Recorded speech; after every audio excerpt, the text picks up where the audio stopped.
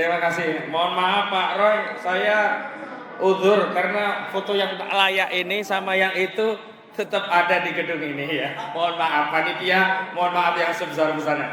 Selanjutnya Dr. Rizwan Hasyalan Sianipar dari Bali G datang ke Jakarta. Silakan. Beri aplaus kepada beliau.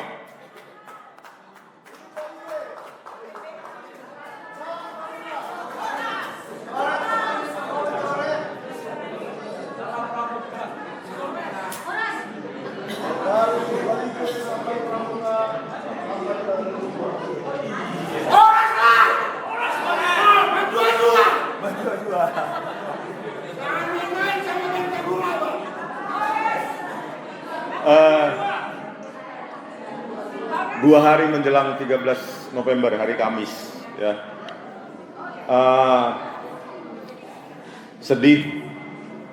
Yang paling menyedihkan adalah kalau apapun yang terjadi, skenario terburuk pada kami, tetapi tidak ada yang melanjutkan perjuangan ini. Berarti negara kita layak untuk dilabel menjadi bangsa pengecut. Kok takut sih dengan Joko Widodo dan dinastinya? Padahal kita baru merayakan 10 November kemarin, memperingati, menghayati nilai-nilai pengorbanan yang luar biasa dari para pahlawan kita. Ayo, semua anak-anak bangsa dari muda sampai tua, jangan mau kita diinjak-injak oleh dinasti Jokowi ini. Memang mereka siapa? Dia siapa? Ya, oke. Pertama, pernyataan saya yang pertama adalah hanya ada dua kemungkinan. Saya tambahin dari pernyataan Bang Said Didu. Hanya Bang Said Didu atau Bang Geis ya. Hanya ada dua kemungkinan orang yang lupa wajah dan nama dari dosen pembimbing skripsinya. Yang pertama orang gila, yang kedua adalah penipu. Ya. Bagi mereka yang pernah kuliah, jangankan wajah, nama itu selalu dikenal. Karena tanpa nama pembimbing karena tanpa dosen pembimbing skripsi, seseorang tidak akan pernah menyelesaikan kuliahnya. Jadi kita bisa menyimpulkan Joko Widodo tahun 2017 menyatakan Pak Kasmujo, meskipun tidak eksplisit, Pak Kasmujo adalah dosen pembimbing skripsinya. 8 tahun kemudian dikoreksi menjadi hanya dosen pembimbing akademik, lalu dikoreksi lagi menjadi dosen pembimbing saja. Coba bayangkan. Dari situ saja, kalau kita back to square one, kembali ke nol, mereka-mereka di Indonesia ini jutaan yang sudah pernah skripsi, lulus sarjana. Dari 2017 dikoreksi 2025, sudah confirm dia itu tidak pernah meluluskan sarjana dari UGM. Yang kedua, setelah menyelesaikan buku Jokowi's White Paper, kami menuntaskan lagi anaknya yang menurut informasi yang sangat lengkap di beberapa podcast Pak Roy Suryo, maka saya menceburkan diri juga sehingga ada ide untuk mendatangi Kemdikbud.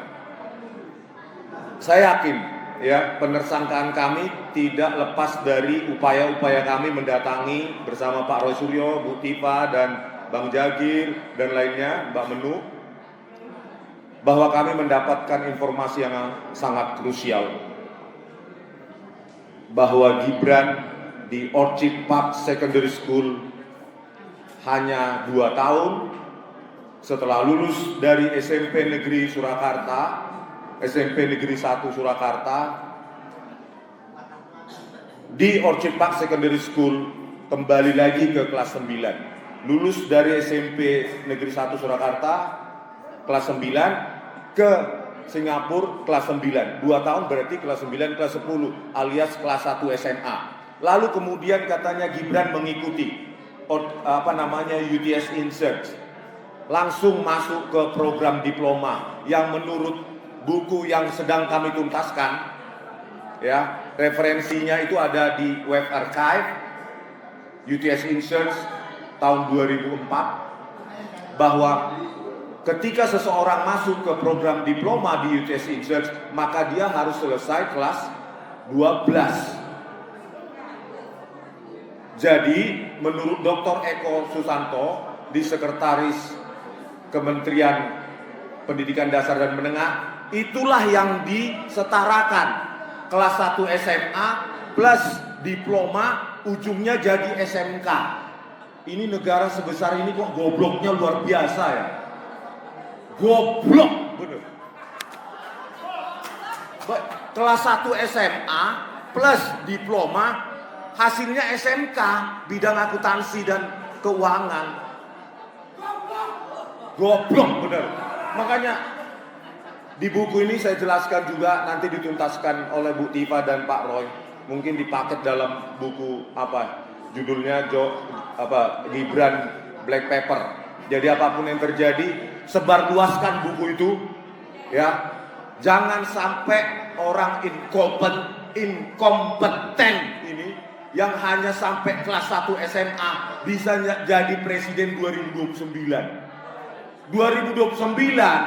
Kalau kita nggak bersatu, maka Gibran kemungkinan besar dengan uang bapaknya yang berapa ribu triliun, dan semua orang bisa dibeli dengan uang itu, maka bukan, saya nggak mengutip 99,9% dari Pak Roy, 11.000 triliun persen pasti dia jadi presiden 2029.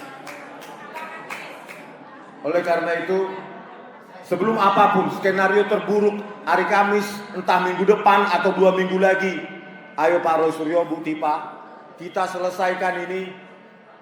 Ini menjadi tonggak sejarah. Kami menolak dinasti kotor yang memanfaatkan lembaga-lembaga negara untuk kepentingan ambisinya, keluarganya, seperti KPU, Mahkamah Konstitusi, dan terakhir yang kita ungkap adalah Ditjen Dikdasmen.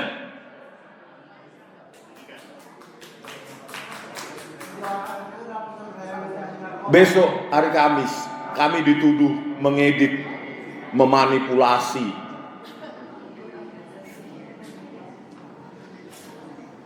dokumen elektronik ijazah Jokowi,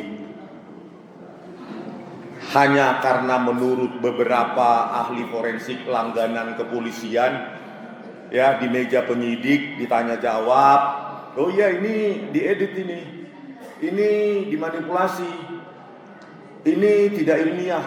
Halo, siapa kalian menyatakan kami tidak ilmiah? Berani nggak tampil ke depan? Ayo kita debat terbuka, ilmiah. Berani nggak ahli forensik tersebut yang mengatakan kami tidak ilmiah? Berani nggak? Mereka katanya 3 orang ahli IT. Ayo tampil ke depan, kita buktikan kau atau kami yang tidak ilmiah.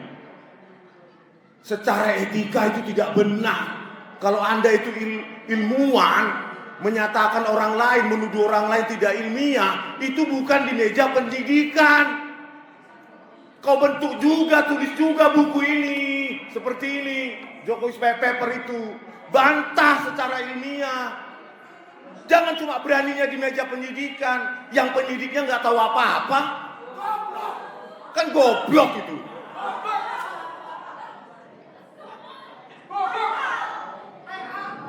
Jangan yang ahli nanti jaringan, misalnya ada satu orang yang sering jawab-jawab, ahli jaringan, ya jaringan komputer, dia nggak pernah belajar image processing, tiba-tiba, oh itu punyanya Rizwan nggak ilmiah, nulis paper aja nggak pernah tentang itu. Nanti kita buktikan, kita telanjangi kau di pengadilan, kalau sampai ke pengadilan. Jadi bagaimana mungkin kepolisian di Republik Indonesia ini bisa menentukan sesuatu ilmiah atau tidak ilmiah?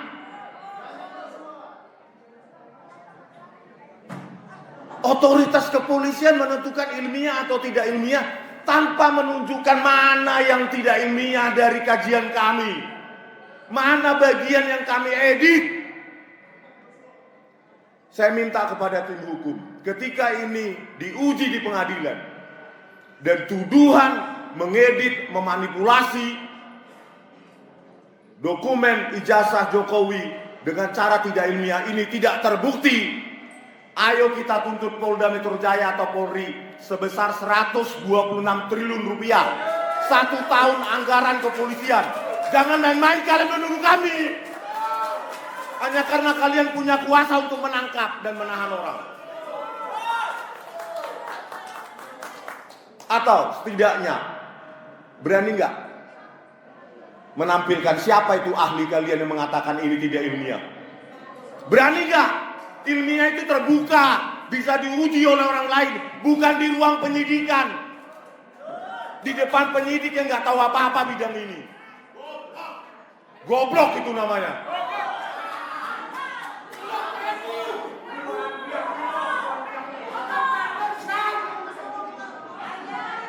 Kalau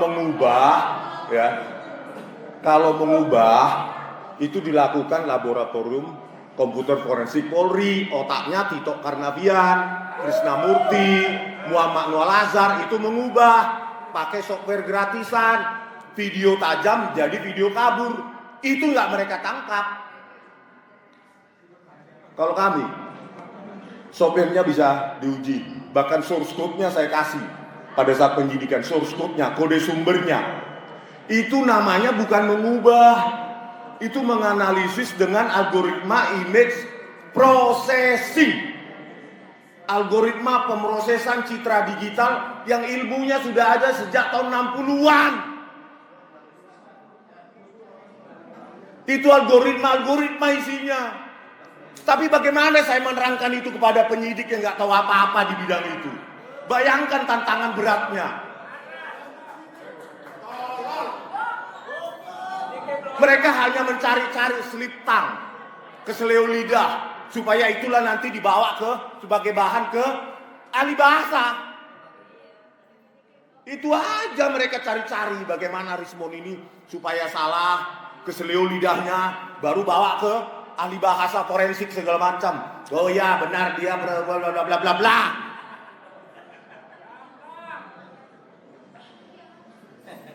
Seharusnya penyidik itu ditemani oleh ahli bidang yang sama. Atau besok tanggal 13 hari Kamis, coba 3 ahli forensik IT itu berada bersama dengan penyidiknya. Gitu yang benar. Mana yang dikatakan tidak ilmiah, mana yang dikatakan saya mengedit, mana yang dikatakan saya memanipulasi, gitu loh. Dengarkan dua pihak. Goblok. Oke ya. Sekian dulu. Jadi kembali back square one. Yang paling menyedihkan bukan skenario terburuk pada kami. Yang paling menyedihkan adalah kalau perjuangan ini mati dan kami hanya dilupakan secara sia-sia. Entah di mana kami saat itu berada. Oke, terima kasih atas supportnya. Merdeka!